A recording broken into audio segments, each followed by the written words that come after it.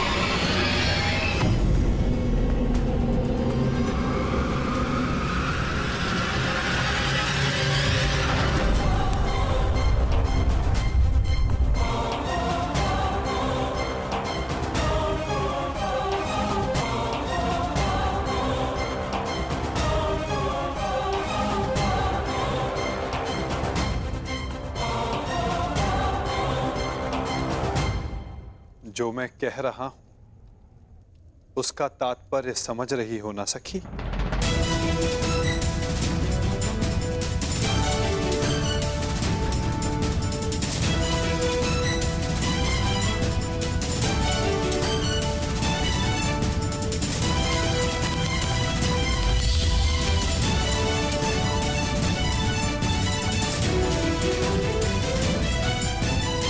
बिना देखे आपने लक्ष्य संधान कैसे किया? आपके नेत्रों में देखकर।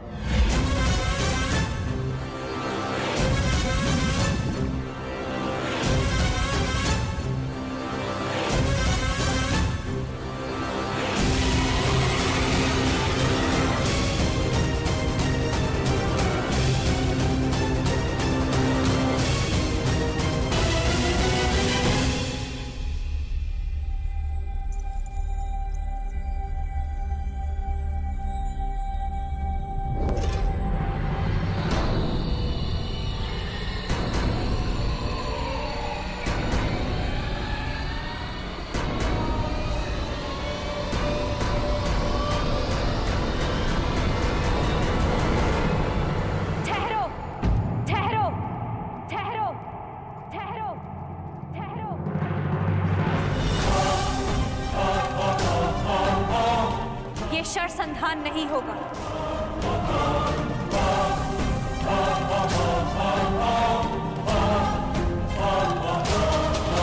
परंतु क्यों?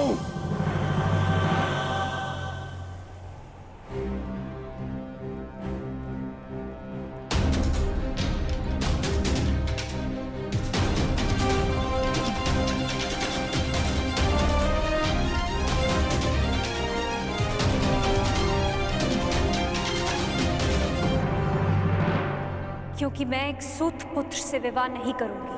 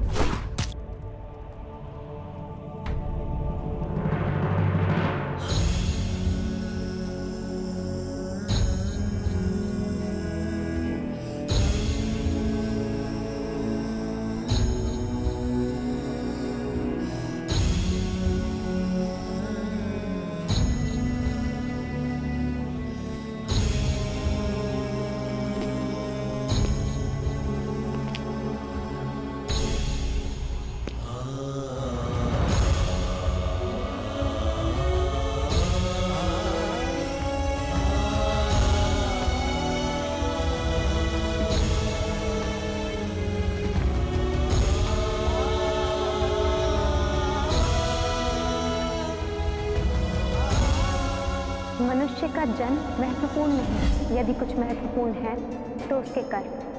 कर्म शब्दों से अधिक श्रेष्ठ माध्यम है मनुष्य और उसकी योग्यता के परिचय का।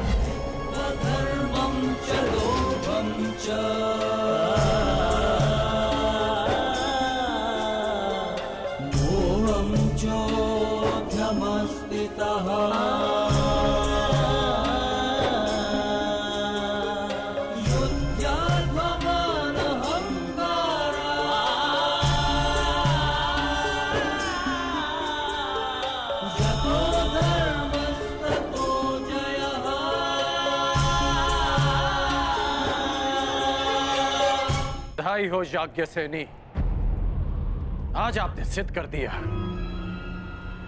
कि कभी कभी शब्द कर्म से अधिक श्रेष्ठ माध्यम होते हैं।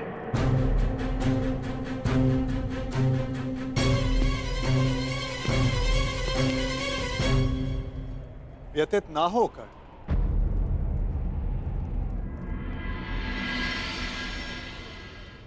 ये निर्णय स्वयंवरा का है और इस सभा में उपस्थित सभी को इस निर्णय का सम्मान करना चाहिए। बस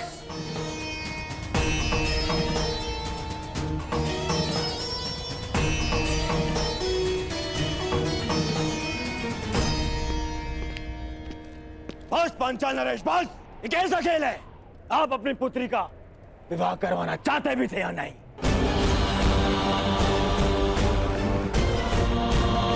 केवल अपने मनोरंजन के लिए आपने ये स्वयंवर रच लिया।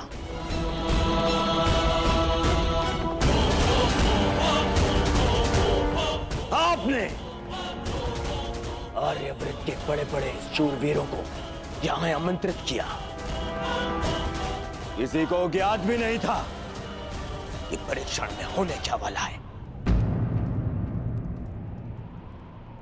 फिर एक विचित्र सी शर्त रख दी आपने स्वयंवर की, और जब अंगराज इस परीक्षण में सफल होने वाले थे तो आपकी पुत्री द्रौपदी ने इन्हें रोक दिया।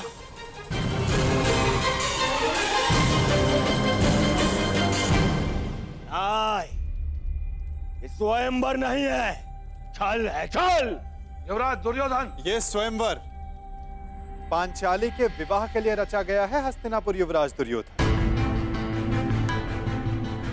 और स्वयंवर स्पर्धा नहीं होती, स्वयंवरा को अधिकार है अपने वर के चयन करने का, जिसका द्रौपदी ने प्रयोग किया।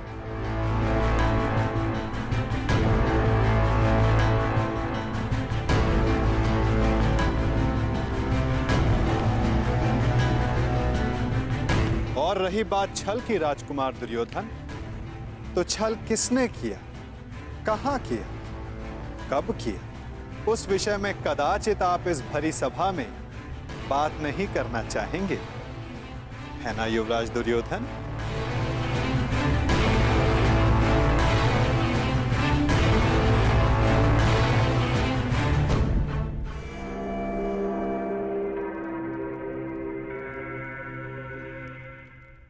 सम्राट!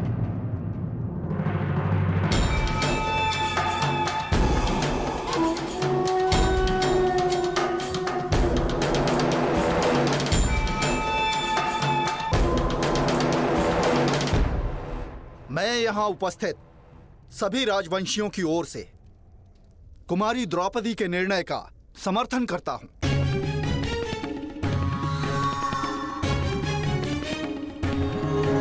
मुझे तो युवराज दुर्योधन की सोच पे आश्चर्य हो रहा है। राजकुल से होकर भी ये उन्होंने सोच कैसे लिया कि पांचाल नरेश अपनी पुत्री का विवाह एक सूत पुत्र से करेंगे। सावधान मत नरेश। सावधान तो आपको रहना था। आप कर्ण को इस सभा में लाने की भूल कैसे कर बैठे? जाइए अंगराज कर्ण, जाइए, जाके अपने अश्वों की राज संभालें। यह क्षत्रियों का स्वयंवर है, जाइए।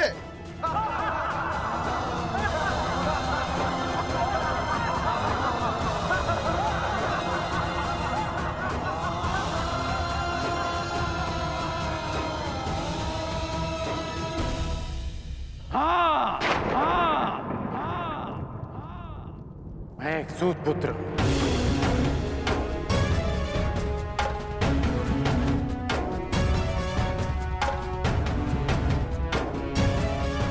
और मुझे गर्व है कि स्वयं को क्षत्रिय समझने का अभिमान करने वाले महारथियों का मार्गदर्शन एक सूत ही करता है।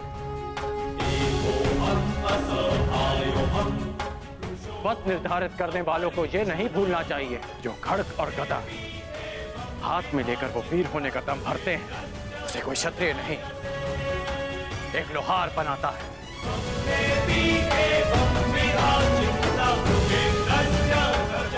जो अन्न वो खाते हैं उसे किसान उपजाता है।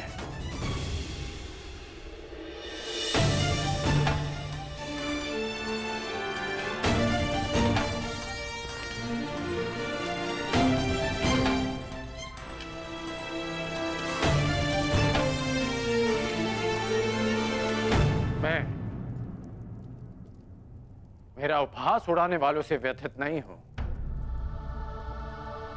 क्योंकि मैं इनकी सोच वर्षों से जानता हूं।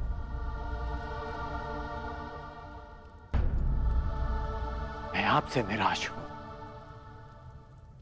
क्योंकि मुझे लगा कि आपकी सोच इनसे भिन्न है।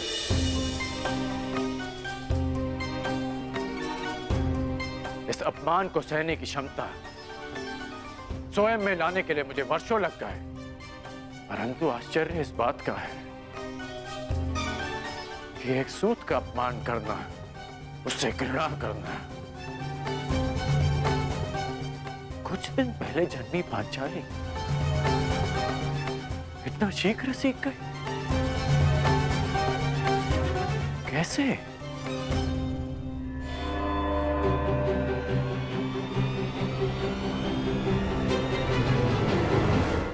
कुछ दिन पहले जन्मी पांचाली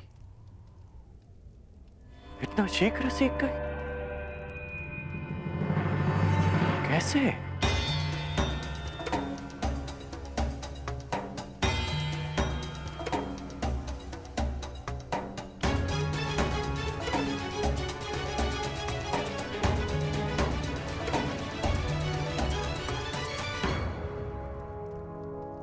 कुछ दिवस पूर्व किसी ने मुझसे कहा था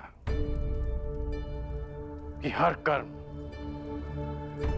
अपना परिणाम साथ लेकर चलता है।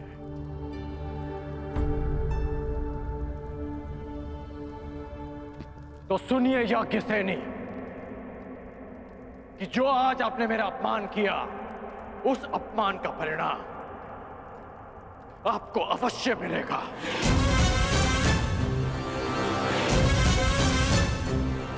इस कर्म का फल आप अवश्य भोगेंगे।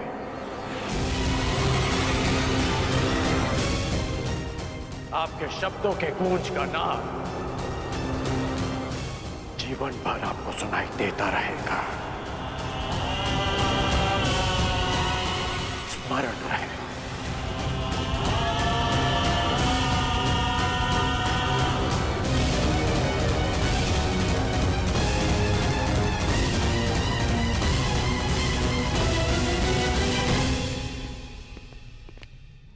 क्षत्रिय वीरों की सूची पूर्ण हुई पांचाल नरेश।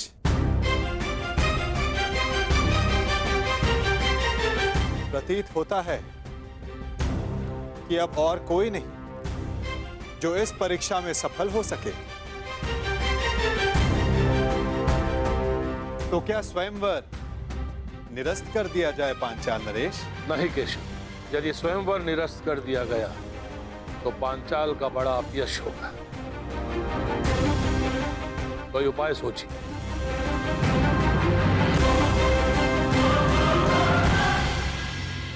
शांत हो जाओ मेरे होने वाले सम्राट। देखो कर्ण, इस स्थिति में केवल एक ही उपाय है। स्वयंवर संपन्न हुआ, हमें यहां से चलना चाहिए। कि स्वयंवर सर्वसाधारण के लिए खोल दिया जाए।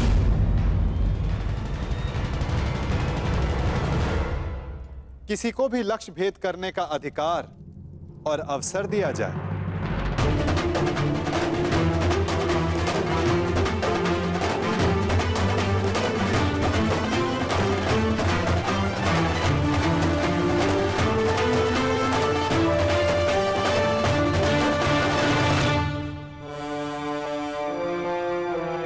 स्थिति में केवल एक ही उपाय है।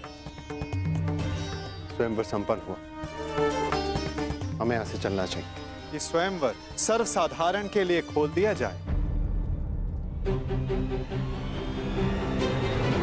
किसी को भी लक्ष्य भेद करने का अधिकार और अवसर दिया जाए।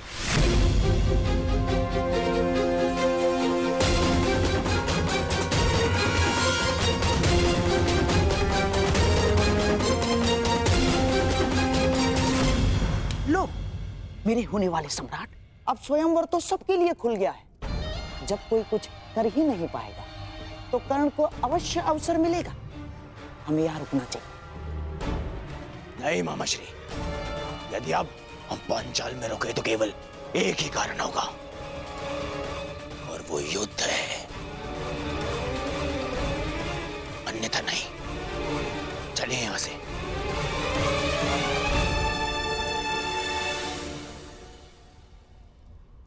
अब तो स्वयंवर सबके लिए खुला है, फिर भी कोई समक्ष नहीं आ रहा।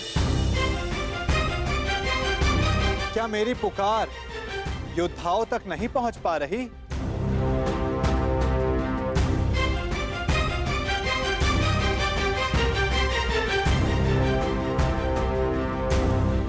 छिपे हुए योद्धाओं, अपने मन से प्रश्न करो कि क्या अधिक महत्वपूर्ण है, अज्ञात में रहकर अपना परिचय छिपाना,